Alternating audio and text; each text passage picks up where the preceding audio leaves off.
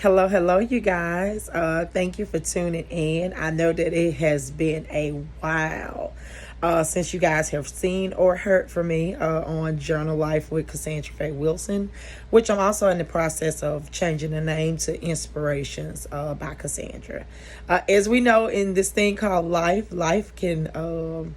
It has its own way of happening, and also it has its own way of, kind of taking over life. So life has been lifing for me, but I'm back, you guys. And one of the things that I want to hop on today and just talk about today was suicide. We, as the body of Christ or as people of the world, we have gotten so comfortable with watching other people suffer and not reaching out. Of course, we can't solve all problems. We can't help everybody.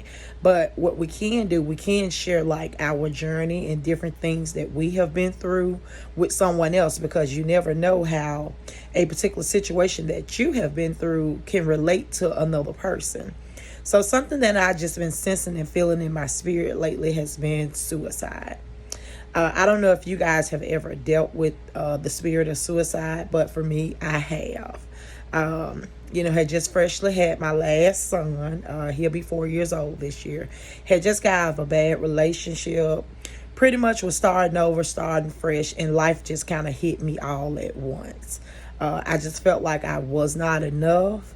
I felt like I couldn't do anything right. I felt like I was not a good mom. So, like I tell people, I don't judge people who have left this place or have left Earth due to suicide. If you have never dealt with suicide, you definitely cannot speak on the issue. It's definitely one of those issues and one of those things that you have to kind of go through for yourself to understand what people are going through. And it's actually just a matter of the spirit. Nobody can help you when you're in this dark place. It doesn't matter how many times people tell you you're beautiful, you have it going on, you're smart, why are you thinking like that? Something's wrong with you. But as I said, if you've never dealt with it, you wouldn't understand. But for me, like I said, when it happened for me, life had kind of been happening. I had just freshly had my last baby, and I was just going through a lot. Some of it may have been postpartum depression as well, but I just hit kind of a bottom. And for me, that bottom just felt like I couldn't do any better. I felt like it was no way out. I felt like the only way out was me taking my life. And that's what I felt like was going to give me the result that I need. I was like, I just couldn't deal with it. It was really bizarre. And, for me to be as strong of a person as I am, I know a lot of people think, oh, you dealt with suicide. Yes.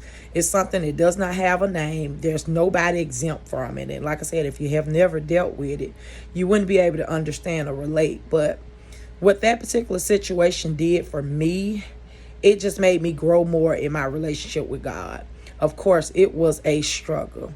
And that was not the first time that I had those thoughts. Those thoughts had came to me before I would say probably elementary school.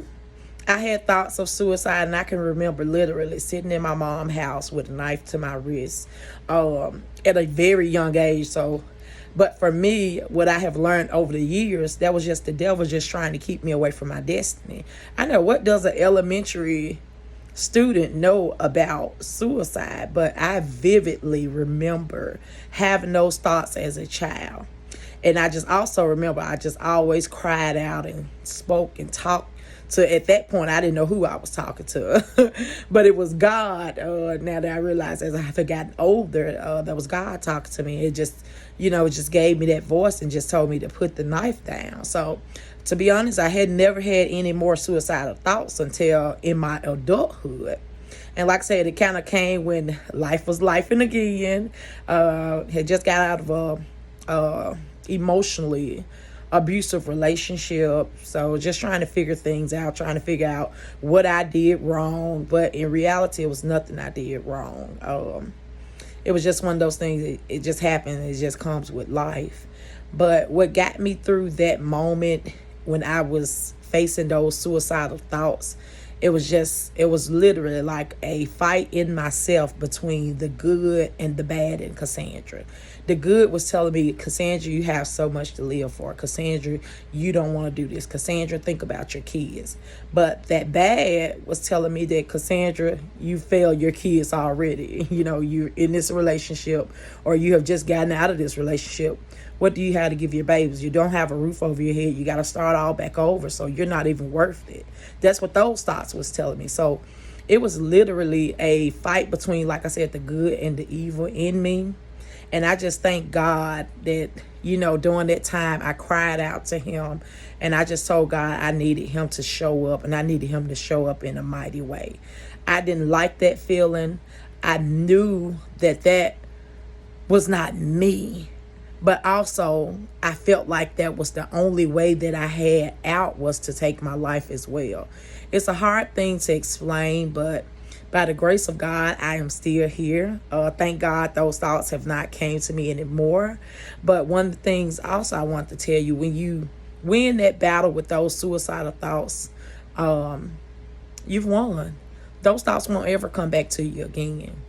For me, I won that particular night. I won that night when I decided for myself that, Cassandra, you are worth fighting for. Cassandra, you are worth living. Cassandra, that's nothing but the enemy trying to keep you away from your destiny. Why is it so important for you to leave this place? If that were the case, and if God was ready for you to leave here, guess what? God would call me home. I wouldn't go home as a result of me taking my own life. But like I said, if you never dealt with suicide or those thoughts, you wouldn't even be able to understand or relate. You would think this is just another conversation, or think it's just another topic. But for those of you guys who are out there, if you have ever had those thoughts, or if you are having suicidal thoughts right now, I want to tell you myself personally, it does get better. You do have a way out. Don't let the enemy defeat your mind like that and have you believing and thinking that you're not worthy of life. Yes, in life, we all go through problems. Yes, in life, things don't always go as we plan. But guess what? Every day that you wake up, that is another day for you to get it right. That is another day for you to push forward. That is another day for you to push through. That is another day for you to love you. But like I said, that's something that you got to realize for yourself. But please realize for yourself that you are worth it. You are amazing. You're going to do mighty and great things. That's why the enemy is after your mind. When he can't get you no other way, that's what he does. He's a coward. He's going to come after you and attack you where you least expect it at. He's going to come and he's going to attack you when you're in your weak moment. But I want to tell you, you stand strong and you stand firm. Do not let the enemy take you out of this place and leave here that way. If you're having those kind of thoughts, I just want to encourage you today. I know what you're going through. I know how you feel. And it's just a battle that you just have to fight through. But I promise you, when you fight through and you make it through that battle, you're a warrior. You're a warrior. There's no other way to say it. You are a warrior. When you fight and you make it through suicidal thoughts, you're a warrior. And for those who may have taken their lives and who have lost their life as a result of suicide, guess what? You were still a warrior as well. Because it's definitely a very tough battle to fight and a very tough battle to go through. And in the African American community, as we all know, that's an issue that we don't ever want to address, suicide thoughts. So that's one of the reasons why I have my channel, Inspiration with Cassandra. I just want to start talking about real life problems and real life things that people go through that we're often sometimes afraid to talk about because we're afraid about what other people may think and what other people may say. But guess what? When you talk about it, you're helping somebody else. Everybody is not able to relate or to talk about the realisticness of the world, because as you know, we live in a society where people are so into peer pressure and what the society says is acceptable. But for me, society acceptance is no longer in my vocabulary or no longer in my mental. I don't care what society says is acceptable. I only care about being the best version of myself that I can be. I only care about doing the works of the kingdom of God. I only care about being a helping hand to the next person and helping somebody else get through their struggle and get through their battle. Those are the important things in life, and just living life.